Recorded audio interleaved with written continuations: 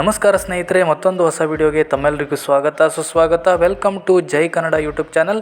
ಕಾರಣಾಂತರಗಳಿಂದ ಈ ವಿಡಿಯೋನ ಮಾಡೋದಕ್ಕೆ ಸ್ವಲ್ಪ ತಡ ಆಯಿತು. ಆದರೂ ಈ ವಿಷಯದ ಬಗ್ಗೆ ಮಾತಾಡೋದು ತುಂಬಾ ಅವಶ್ಯಕತೆ ಇದೆ. ನಮ್ಮ ರಾಜ್ಯದ ಶಿಕ್ಷಣ ಸಚಿವರಾಗಿರುವಂತಹ ಮಧು ಬಂಗಾರಪ್ಪನವರ ಮಗ ಸೂರ್ಯ ಮಧು ಬಂಗಾರಪ್ಪ ಸೆಕೆಂಡ್ PUC ಪರೀಕ್ಷೆಯಲ್ಲಿ 98.25% ಮಾಡಿದ್ದಾರೆ. ತುಂಬಾನೇ ಚೆನ್ನಾಗಿ ಪರ್ಸೆಂಟೇಜ್ ಮಾಡಿದ್ದಾನಲ್ಲ, ಇದರಲ್ಲಿ ಏನಿದೆ ಅಂತ ನೀವು ಕೇಳ್ಬೋದು ಸ್ನೇಹಿತರೆ. ಇದರಲ್ಲಿ ತುಂಬಾ ದೊಡ್ಡ ವಿಷಯ ಇದೆ. ಆ ದೊಡ್ಡ ವಿಷಯ ಏನಪ್ಪ ಅಂತ ಹೇಳಿದ್ರೆ, ನಮ್ಮ ರಾಜ್ಯದ ಶಿಕ್ಷಣ ಸಚಿವರಾಗಿರುವಂತಹ ಮಧು ಬಂಗಾರಪ್ಪನವರು ತಮ್ಮ ಮಗನನ್ನು ಪ್ರೈವೇಟ್ ಕಾಲೇಜ್ಗೆ ಸೇರಿಸಿ ಮಾಧ್ಯಮ ಮೂಲಕ ನಮಗೆ ನಮ್ಮ ಮಕ್ಕಳನ್ನು ಸರ್ಕಾರಿ ಶಾಲೆಗಳಿಗೆ ಸರ್ಕಾರಿ ಕಾಲೇಜುಗಳಿಗೆ ಸೇರಿಸಿ ಅಂತ ಕರೆ ಕೊಡ್ತಾರೆ. ಸರ್ಕಾರಿ ಶಾಲಾ ಕಾಲೇಜುಗಳನ್ನು ಉಳಿಸಿ ಬೆಳೆಸಿ ನಿಮ್ಮ ಮಕ್ಕಳನ್ನು ಸರ್ಕಾರಿ ಶಾಲಾ ಕಾಲೇಜುಗಳಲ್ಲೇ ಓದಿಸಿ ನಮ್ಮ ಸರ್ಕಾರಿ ಶಾಲೆಗಳಲ್ಲಿ ಎಲ್ಲ ರೀತಿಯಾದಂತಹ ಅನುಕೂಲಗಳಿವೆ. ನಮ್ಮ ಸರ್ಕಾರಿ ಶಾಲೆಗಳು ಯಾವುದೇ ಪ್ರೈವೇಟ್ ಸ್ಕೂಲು ಅಥವಾ ಕಾಲೇಜಿಗೂ ಕಮ್ಮಿ ಇಲ್ಲ ಅಂತ ಹೇಳಿ ನಮಗೆ ಪಾಠ ಮಾಡ್ತಾರೆ. ಹೀಗೆ ಹೇಳೋ ಇವರು ತಮ್ಮ ಮಕ್ಕಳನ್ನ ಮಾತ್ರ ಪ್ರೈವೇಟ್ ಶಾಲಾ ಕಾಲೇಜುಗಳಿಗೆ ಸೇರಿಸ್ತಾರೆ. ಸ್ನೇಹಿತರೆ, ಹಾಗಾದ್ರೆ ಇದರ ಅರ್ಥ ಏನು? ಸರ್ಕಾರಿ ಶಾಲೆಯಲ್ಲಿ ನಿಜವಾಗ್ಲೂ ಶಿಕ್ಷಣ ಸರಿಯಾಗಿ ಕೊಡ್ತಾ ಇಲ್ವಾ? ಯಾವುದೇ ರೀತಿಯಾದಂತಹ ಅನುಕೂಲಗಳಿಲ್ವಾ? ಒಂದ್ ವೇಳೆ ಶಿಕ್ಷಣ ಸರಿಯಾಗಿ ಕೊಡ್ತಾ ಇದ್ರು, ಎಲ್ಲ ರೀತಿಯಾದಂತಹ ಅನುಕೂಲಗಳು ಇದ್ರೂ ಕೂಡ ಇವರು ತಮ್ಮ ಮಕ್ಕಳನ್ನ ಪ್ರೈವೇಟ್ ಶಾಲಾ ಕಾಲೇಜುಗಳಿಗೆ ಸೇರಿಸೋದು ಯಾಕೆ ಅನ್ನೋದನ್ನ ನಾವು ಪ್ರಶ್ನೆ ಮಾಡಲೇಬೇಕು. ಆದರೆ ನಾವು ಸರ್ಕಾರಿ ಶಾಲಾ ಕಾಲೇಜುಗಳಲ್ಲಿ ಓದಿದ್ರೆ ಮಾತ್ರ ಸರ್ಕಾರಿ ಕೆಲಸ ಎಂಬ ಕಾನೂನು ಬರಬಹುದು. ಸರ್ಕಾರಿ ಶಾಲಾ ಕಾಲೇಜುಗಳಲ್ಲಿ ಓದಿದವರಿಗೆ ಮೊದಲ ಆದ್ಯತೆ ಕೊಡಬಹುದು, ಕನ್ನಡ ಮಾಧ್ಯಮ ಸಿಗುತ್ತೆ ಅಂತ ಹೇಳಿ ನಾವು ಸರ್ಕಾರಿ ಶಾಲೆಗಳಲ್ಲಿ ಓದ್ತೀವಿ. ಆದರೆ ಇವರುಗಳು ಮಾತ್ರ ಯಾವುದೇ ರೀತಿಯಾದಂತಹ ಹಂಗಿಲ್ಲದೆ ತಮ್ಮ ಮಕ್ಕಳನ್ನು ಖಾಸಗಿ ಶಾಲಾ ಕಾಲೇಜುಗಳಿಗೆ ಸೇರಿಸಿ ಓದಿಸ್ತಾರೆ. ಅದಲ್ಲದೆ ತಮ್ಮ ಮಗನನ್ನು ಸರ್ಕಾರಿ ಕಾರ್ಯಕ್ರಮದ ವೇದಿಕೆಯ ಮೇಲೆ ಕರೆದು ಹಾಡಿ ಹೊಗಳ್ತಾರೆ.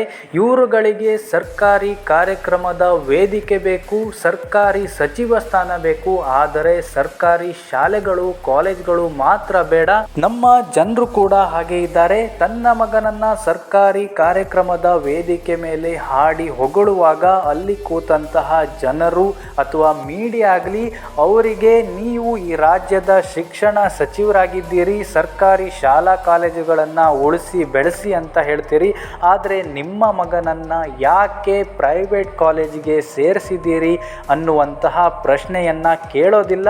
ಬದಲಿಗೆ ಚಪ್ಪಾಳೆ ಶಿಳ್ಳೆಗಳ ಮೂಲಕ ಅವರಿಗೆ ಪ್ರೋತ್ಸಾಹವನ್ನು ಕೊಡ್ತಾರೆ. ಇವರುಗಳಿಗೆ ಸರ್ಕಾರಿ ಆಸ್ಪತ್ರೆ ಬೇಡ, ಸರ್ಕಾರಿ ಶಾಲಾ ಕಾಲೇಜುಗಳು ಬೇಡ, ಆದರೆ ಇವರಿಗೆ ನಮ್ಮನ್ನಾಳುವ ರಾಜಕೀಯ ಬೇಕು, ಸರ್ಕಾರಿ ಸಚಿವ ಸ್ಥಾನ ಬೇಕು. ಸ್ನೇಹಿತರೆ, ಎಲ್ಲಿ ತನಕ ಬೇಲಿ ಹೊಲ ಮೇಯೋದು ನಿಲ್ಲೋದಿಲ್ವೋ ಅಲ್ಲಿ ತನಕ ಪ್ರಗತಿ ಅಭಿವೃದ್ಧಿ ಅನ್ನೋದು ಅಸಾಧ್ಯದ ಮಾತು. ಸ್ನೇಹಿತರೆ, ನಾನು ಈ ಮಾತನ್ನ ಯಾವುದೇ ರೀತಿಯಾಗಿ ಯಾವ ಪಕ್ಷ ಯಾವ ವ್ಯಕ್ತಿಯ ಬಗ್ಗೆನೂ ಮಾತಾಡ್ತಾ ಇಲ್ಲ.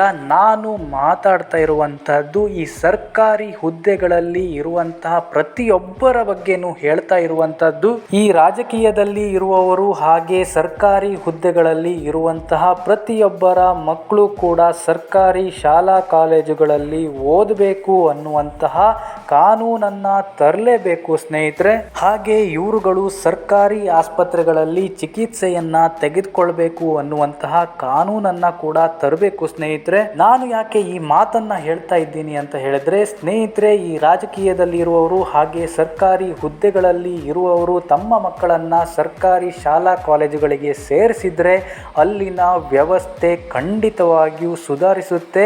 ಈ ರೀತಿ ಮಾಡದೆ ಹೋದ್ರೆ ಸ್ನೇಹಿತರೆ, ಆ ಸರ್ಕಾರಿ ಶಾಲಾ ಕಾಲೇಜುಗಳಲ್ಲಿ ಇರುವಂತವರದ್ದೇ ಆಟ ಆಗತ್ತೆ, ಅವರು ಮಾಡಿದ್ದೇ ಸರಿ ಆಗತ್ತೆ. ನಮ್ಮ ಮಕ್ಕಳಿಗೆ ಮೊಟ್ಟೆ ಬಾಳೆಹಣ್ಣು ಚಿಕ್ಕಿ ಊಟದ ಆಸೆಯನ್ನ ತೋರಿಸಿ ಸರ್ಕಾರಿ ಶಾಲೆಗಳಿಗೆ ಸೇರಿಸುವ ಹಾಗೆ ಮಾಡ್ತಾರೆ. ಆದರೆ ಸರ್ಕಾರಿ ಶಾಲೆಗಳಲ್ಲಿ ನಿಜವಾಗ್ಲೂ ಇರಬೇಕಾದಂತಹ ವ್ಯವಸ್ಥೆ ಅಂದರೆ ಅದು ಉನ್ನತ ಶಿಕ್ಷಣ. ಆದರೆ ಯಾರು ಕೂಡ ಈ ಸರ್ಕಾರಿ ಶಾಲೆಗಳಲ್ಲಿ ಉನ್ನತ ಶಿಕ್ಷಣ ಕೊಡುವುದರ ಬಗ್ಗೆ ಯೋಚನೆಯನ್ನ ಮಾಡೋದಿಲ್ಲ. ನಮ್ಮ ಮಕ್ಕಳು ಸರ್ಕಾರಿ ಶಾಲೆಯಲ್ಲಿ PUC ತನಕ ಓದಿದ್ರು ಕೂಡ ಅವರಿಗೆ ಕಂಪ್ಯೂಟರ್ನ ಮಾಹಿತಿ ಇರೋದಿಲ್ಲ, ಅದನ್ನ ಬಳಸೋದು ಹೇಗೆ ಅನ್ನೋದು ಗೊತ್ತಿರೋದಿಲ್ಲ. ಆದರೆ ಇವರ ಮಕ್ಕಳಿಗೆ ಎಲ್ಲವೂ ಬೇಕು. ಇವರ ಮಕ್ಕಳು ಸರ್ಕಾರಿ ಶಾಲಾ ಕಾಲೇಜುಗಳಲ್ಲಿ ಓದದೆ ಮುಂದೊಂದು ದಿನ ನಮ್ಮನ್ನ ಆಳೋದಕ್ಕೆ ಅಪ್ಪ ಅಮ್ಮ ಅಜ್ಜ ಅಜ್ಜಿಯ ಹೆಸರನ್ನ ಹೇಳ್ಕೊಂಡು ನಮ್ಮ ಮುಂದೆ ಬರ್ತಾರೆ. 3 ತಲೆಮಾರು ಕೂತ್ಕೊಂಡು ಊಟ ಮಾಡಿದ್ರು ಕೂಡ ಕರಗದೆ ಇರುವಷ್ಟು ಆಸ್ತಿಯನ್ನ ಮಾಡ್ತಾರೆ. ಆದ್ರೆ ಯಾವಾಗ್ಲೂ ನಾವು ಇವ್ರ ಮುಂದೆ ಕೈ ಚಾಚು ಹಾಗೆ ಮಾಡಿ ಇಡ್ತಾರೆ. ಸ್ನೇಹಿತರೆ, ನನ್ನ ಈ ಮಾತನ್ನ ಯಾರು ಕೂಡ ಯಾವ ಪಕ್ಷ ಯಾವ ವ್ಯಕ್ತಿಗೂ ಸೀಮಿತವಾಗಿ ಇಡದೆ ದಯವಿಟ್ಟು ಈ ವಿಷಯದ ಬಗ್ಗೆ ಯೋಚನೆ ಮಾಡಿ. ನಮ್ಮ ಮುಂದಿನ ಪೀಳಿಗೆಯ ಭವಿಷ್ಯದ ಬಗ್ಗೆ ಯೋಚನೆ ಮಾಡಿ. ನಮ್ಮ ಮಕ್ಕಳಿಗೆ ಉನ್ನತ ಶಿಕ್ಷಣವನ್ನ ಪಡೆದುಕೊಳ್ಳುವಂತಹ ಎಲ್ಲ ರೀತಿಯ ಹಕ್ಕಿದೆ. ನಾವು ಆ ಹಕ್ಕಿಗೋಸ್ಕರ ಹೋರಾಟವನ್ನ ಮಾಡಲೇಬೇಕು. ಇಲ್ಲ ಅಂತ ಹೇಳಿದ್ರೆ ನಾವು ಯಾವಾಗಲೂ ಇವರ ಕಾಲ್ ಕೆಳಗಡೆ ಇರಬೇಕಾಗತ್ತೆ. ಸ್ನೇಹಿತರೆ, ಇದಾಗಿತ್ತು ಇವತ್ತಿನ ವಿಡಿಯೋ. ಸಿಗೋಣ ಮತ್ತೊಂದು ಹೊಸ ವಿಡಿಯೋ ಮೂಲಕ. ಅಲ್ಲಿ ತನಕ ಟೇಕ್ ಕೇರ್. ಧನ್ಯವಾದ ಸ್ನೇಹಿತರೆ.